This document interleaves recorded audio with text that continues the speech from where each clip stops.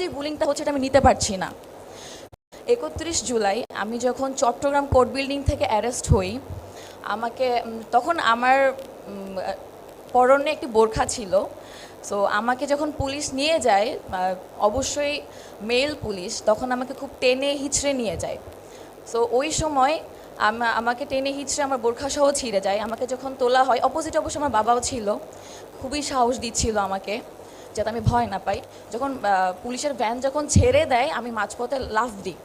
এরপর আমাকে টেনে হিচড়ে পুলিশের হাত থেকে আমাদের কিছু ভাই সহযোদ্ধারা আমাকে উদ্ধার করে। তবে আমার কাছে না ওইটা খুব সাহসিকতার একটা জায়গা ছিল, অ্যান্ড আমি দমে যাই নাই। তবে আজকের দিনে এসে আমি কেন জানি দমে যাচ্ছি, কারণ আজকে যে বুলিংটা হচ্ছে এটা আমি নিতে পারছি না। বিকজ অফ আমি যখন বৈষম্য বিরোধী ছাত্র আন্দোলনের চট্টগ্রাম মহানগর মুখপাত্র হিসেবে ছিলাম এবং চট্টগ্রাম বিভাগীয় একজন সমন্বয়ক হিসেবে ছিলাম, 30 জুলাই যে লিস্টটা পাবলিশড হয় ওইখানে।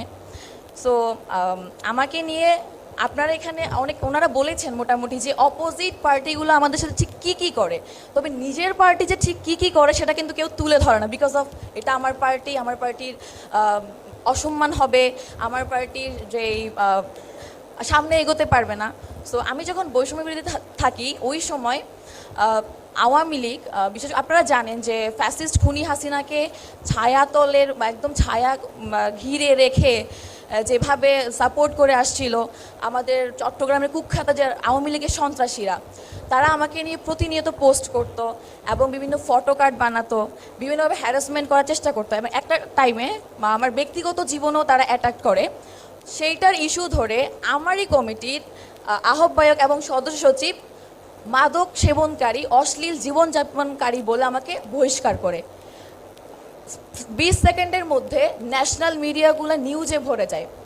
আমি ঘুমছিলাম বিকাল 5টার দিকে, ঘুম থেকে উঠে দেখি আমার মা আমার পাশে বসা অ্যান্ড খুব চিল্লাপাল্লা করছে, কান্নাকাটি করছে, অ্যান্ড 5 মিনিটের মধ্যে আমার মা হার্ট অ্যাটাক করে।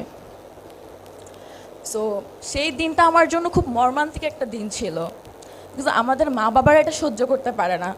আমি আমার ফ্যামিলির বড় মেয়ে, আমার 5টা বোন, আমি বড় মেয়ে। সো আমরা যখন রাজপথে আসি, রাজনীতি করার এই সাহসটুকু দেখাই, তখন আমার সহযোদ্ধারা যাদের সামনে গিয়ে এই বুলেটকে গ্রহণ করে নিয়েছি, তারাই যখন এই ধরনের কাজগুলা করে এবং সেটার যখন আমি প্রতিবাদ করতে যাই, তাদের যারা ভাই ব্রাদাররা আছে, সেন্ট্রাল লিডাররা আছে, আলটিমেটলি কিছুদিন পর দেখি তাদের ছায়াতলে তারা রাজনীতি করছে, কিন্তু ওটার কোনো বিচার করা হয় না। এই কথাগুলো কিন্তু কেউ ওভাবে বলতে পারে না। পার্টির মধ্যে কি চলে, সংগঠনের মধ্যে কি চলে, এগুলো যখন বলা শুরু করি তখনই দেখা যায় মাইনাস। আজকে কিন্তু আমি একটা রাজনৈতিক দলে থাকার কথা, আমি কেন নেই? ঠিক এই কারণগুলোর জন্যই নেই। তো পলিটিক্যাল পার্টিগুলোর এগুলো দেখা উচিত। অপোনিয়ন পার্টি আমাকে নিয়ে করবে, এটা আমরা খুব স্বাভাবিকভাবে নিলেও নিজের পার্টিটা আমরা অ্যাকসেপ্ট করতে পারি না, বা নিজের সংগঠনেরটা। আরেকটি কথা বলতে চাই যে আমরা আজকে খুবই সৌভাগ্য যে আমাদের 2জন মাননীয় এমপি আছেন। আমরা এখন কিভাবে সমাধান পেতে পারি, হয়তো বা অনেক ধরনের সলিউশন বের করব, আমরা নোট করব, ভিডিও হবে, 2 দিন হয়তো বা মিডিয়াতেও থাকবে, এরপর কিন্তু কোনো সলিউশন হয় না। আমরা দেখতে পাই যখন প্রধানমন্ত্রীর মেয়েকে নিয়ে কটূক্তি করা হয় বা কোনো ধরনের পোস্ট করা হয়, 5 মিনিটের মাথায় তাকে অ্যারেস্ট করা হয়। কিন্তু যখন আমাদেরকে নিয়ে বুলিং করার কারণে আমরা আমাদের বাবা মার জীবনটাকে সব হারানোর পথে বসি, তখন কিন্তু কেউ ফিরেও তাকায় না।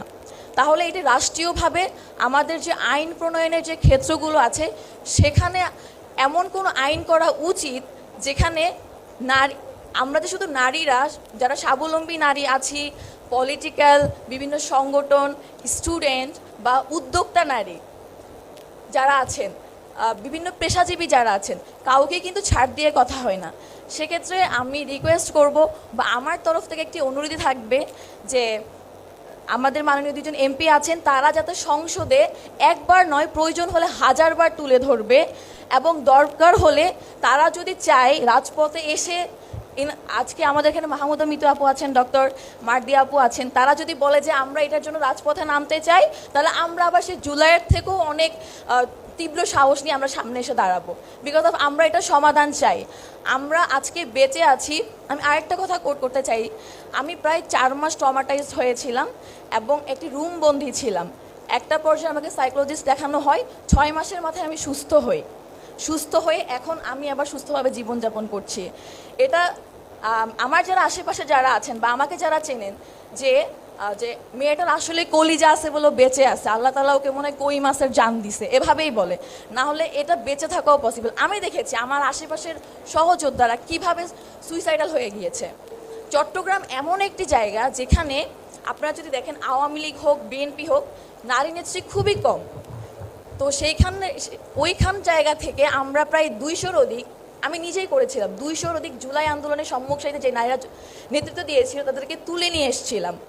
একটা পর্যায়ে যখন আমার সাথে এই ধরনের ঘটনাগুলো ঘটে এবং নিজের মানুষ, নিজেদের পার্টি যাদের সাথে আন্দোলন করেছিলাম, অপোনিয়ন পার্টি, তারা যখন এই ধরনের নোংরামি করছিল তখন কিন্তু আর তারা কিন্তু আর ছিল না রাজপথে, এখন স্টিল নাই। আপনারা যদি সাপোজ কোনো সংগঠনও করতে চান, কোনো পলিটিক্যাল পার্টি কমিটি দিতে চান, দেখবেন যে চিটাগংয়ে কোনো নারী নেত্রী নাই। কেন নাই? তার কারণগুলোই এইসব। সো আমাদের একটাই চাওয়া থাকবে যে এটা আমরা যেই সলিউশনগুলো বের করতে চাই, আমরা যে সমাধানগুলো চাই, আমরা সবাই বলতে পারি, তবে এটার কার্যকর করা একমাত্রই সরকার যেই দলেরই হোক, সরকার আমাদের সবার, এই দেশের জনগণের সবার। সো আমাদের নিরাপত্তা, নারীদের নিরাপত্তা, শিশুদের নিরাপত্তা, এই সব বিষয়গুলো নিয়ে সংসদে তুলে ধরবে এবং আমরা আশা করছি যে খুব দ্রুত সময়ের মধ্যে এটার একটা সমাধান আমরা দেখতে পাবো। ধন্যবাদ। আসসালামু আলাইকুম।